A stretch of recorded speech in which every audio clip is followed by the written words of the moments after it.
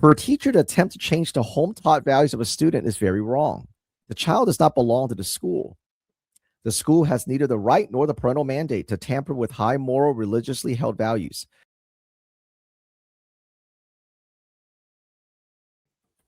Hello. Hello. Hi, everyone. All right, our continuing series. This testimony is from Susan Simonson. I am chairman of a committee for quality school textbooks in Corvallis, Oregon.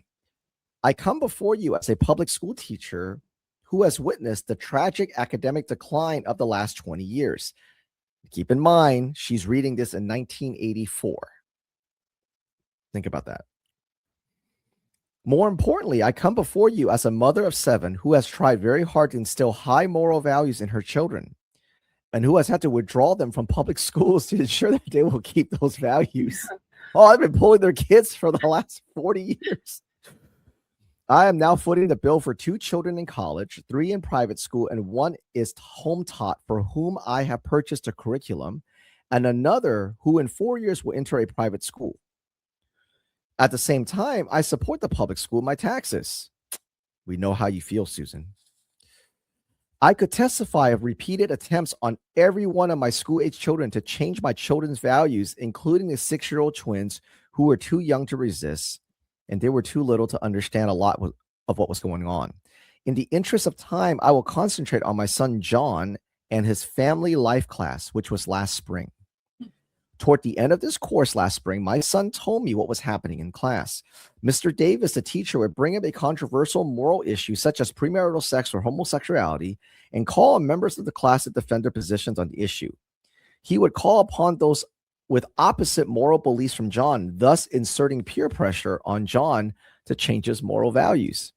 John was consistently called up on to 23 times per class session to defend his values before his friends with opposing views.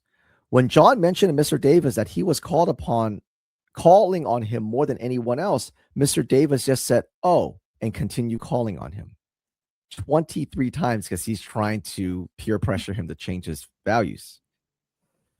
For a teacher to attempt to change the home-taught values of a student is very wrong. The child does not belong to the school. The school has neither the right nor the parental mandate to tamper with high moral, religiously held values. My son's morals are part of his Christian beliefs. For a teacher to attempt to change them violates his First Amendment rights under the Free Exercise Clause. Secondly, since federal funds were involved in this class, the Hatch Amendment was violated when my son's sexual attitudes and beliefs were questioned. After several careful consideration, I decided to pursue this matter, and I contacted the superintendent of District 509, Thomas Wogeman. He denied that this type of sexual attitude questioning was a violation of the Hatch Amendment. I sent a copy of my letter to Superintendent Wogelman plus a cover letter asking for help to Senator Mark Hatfield, the Corvallis High School principal, Senator Orrin Hatch, Vernon Duncan, the state superintendent of public education, Representative Danny Smith, and the 509 school board. So she basically pulled everybody, including representatives. As a result, Senator Hatfield wrote a letter to our state superintendent of public instruction. The Corvallis High School principal was rude and denied a violation of the Hatch Amendment.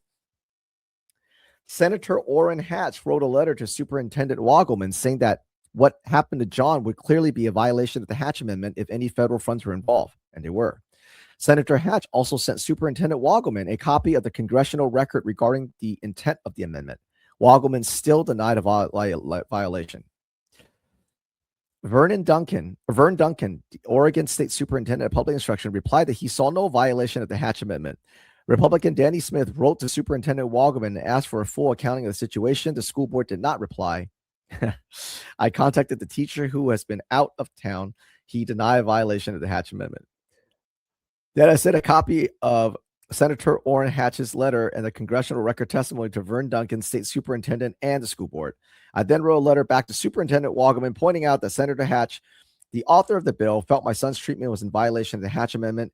He replied with proof that the federal funds were involved, but said that he still felt the Hatch Amendment was not violated. Next, I wrote to the Secretary of Education, Terrell Bell, and I received no reply. If this has not worn you out listening to it, it will surely warn me out writing all those letters. See, they've been doing this garbage forever. The gaslighting, the deflection, it's not happening, all trying to wear you out. Folks, remember, this is 1984. I would like to see the Hatch Amendment regulations written so that if any federal funds were used in a school, failure to comply with the Hatch Amendment in any class, federally funded or not, would result in the loss of all federal funds until compliance was met. We need strong, definitive regulations to enforce the Hatch Amendment. Mm-hmm. And this is what's happening again today. I want to make a couple points about what was said here.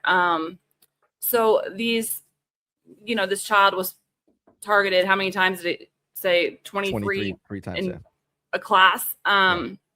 So one of the things that teachers are trained to do is when they're teaching, and we talk about this, it's called culturally responsive teaching, but they will use anything, even if you think they can't turn it into a lesson about, America being oppressive, they can, and they will bring up situations that through this Marxist type lens is oppressive in our country. And then they will have a conversation with the children. They will point children out or target children who will agree with them based on their, life experiences. And then they will also target children like this child who will not have the same life experience or viewpoint of whatever that oppression that they're trying to get through to the children is. And so this is all part of that kind of peer pressure that they put on children to feel empathy, right? That's such a huge word in school. Well, this is what they're talking about. So they will bring up a situation that they want to instill in the minds of children that this is an oppressive aspect of our country. They will use children that may have experienced something like this to say, look, don't we feel bad for them? And then they will target children that don't have that experience or that viewpoint in order to shift their mindset. So that's one of the things. And then the other thing I wanted to point out is that we have a huge problem right now with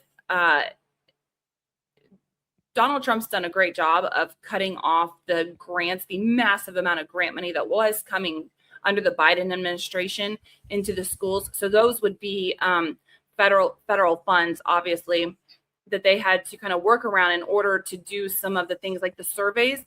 And this is why your schools end up getting a lot of grants from NGOs, because then they say, well, it's not federally funded. This is a grant that we got from an NGO. Right. And so it doesn't fall under the Hatch Act, which says that federal funds cannot be used to push a political viewpoint in this way. And so there's just several areas there, but this is exactly what's happening today.